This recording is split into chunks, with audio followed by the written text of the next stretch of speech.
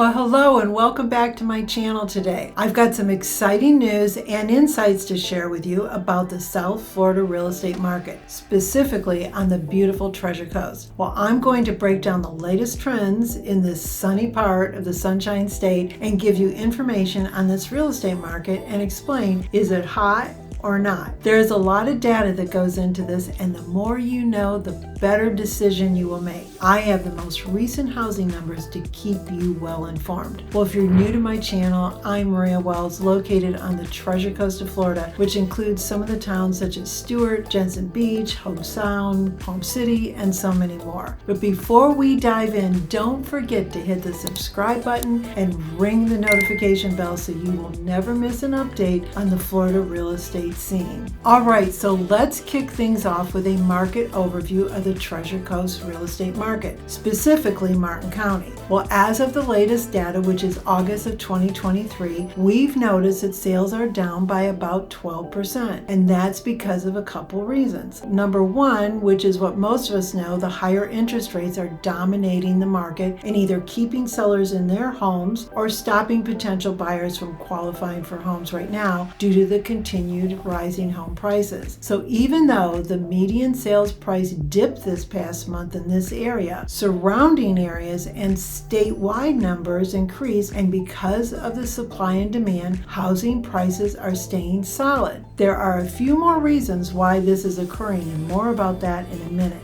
But let's talk about inventory. Now that's where things get a bit challenging. New listings have continued to decline, dropping a substantial 23%. And what does that mean for you? Well, it means you'll need to act fast if you're looking to buy a property in this beautiful part of Florida. The low inventory situation currently is standing at just about 2.8 months of inventory, and a balanced market for both buyer and seller is at about 6 months. So it's the old adage of supply and demand. We have little supply, and believe it or not, there is still a demand. So why are sales down? Well, it's essential to understand the factors contributing to this trend. So first, as I previously mentioned, the high interest rates, which are making borrowing more expensive. So look at this slide of the 30-year fixed mortgage interest rates. It looks like a rocket ship took off, and we don't, unfortunately, see any fixes for lowering interest rates in the near future. Now, in addition, what I was going to mention to you earlier, other costs that are involved in purchasing is our property insurance, and it has become very expensive. This is due to abuse by homeowners over the past few years demanding insurance companies replace their roofs. At some point, the piper has to pay. So right now, the state of Florida is trying to get this fixed to bring more private carriers back into the market, but it's going to be rough for probably the next few years. You may want to watch this video on the insurance crisis in Florida. And then there's one final expense that contributes in your monthly payment, and that's property taxes, which is based on your home value. And with the properties increasing in value, so goes your taxes. They all get raised. Florida's economic increases have influenced some potential buyers to hold off because of just what I said, interest rates, property taxes, and insurance. But remember, these things ebb and flow, and the Treasure Coast market remains robust, and I call it our housing trifecta: higher home prices, higher interest rates, and higher property taxes. But where are these buyers coming from if we still have the demand? Well, here's a great slide of out-of-state driver's license exchanges. And the winner is, the state losing the most amount of people is New York.